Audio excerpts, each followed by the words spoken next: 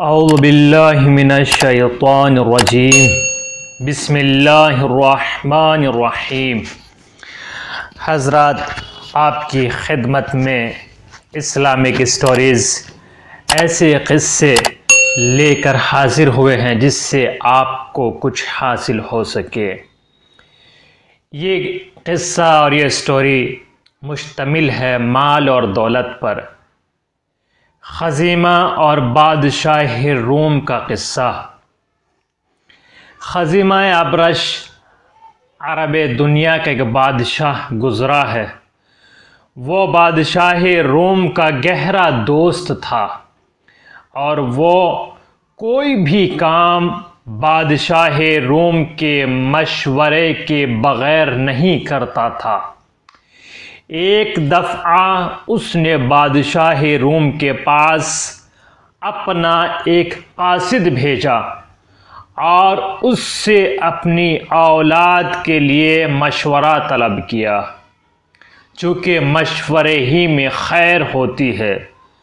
اگر ہم تاریخ کا مطالعہ کریں تو انبیاء نے اوصیاء نے اکثر جگہوں پر مشورہ کیا اپنے صحابیوں سے۔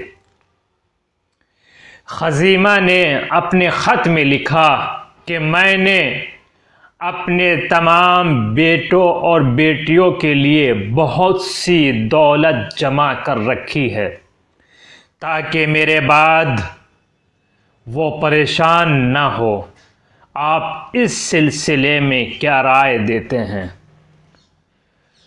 بادشاہ نے جواب دیا کہ دولت ایک بے وفا معشوق ہوتی ہے جو فنا ہو جاتی ہے، جو ہمیشہ ساتھ نہیں رہتی ہے۔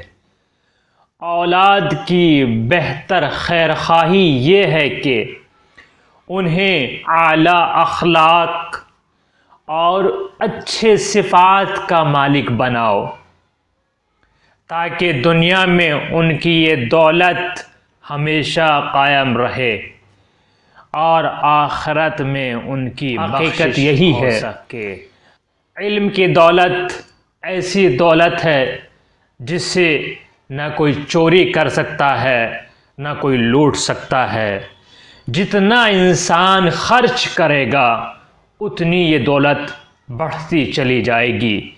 اس دولت کے ذریعے دنیا میں بھی انسان کے لیے کامیابی ہے اور آخرت میں بھی کامیابی ہے۔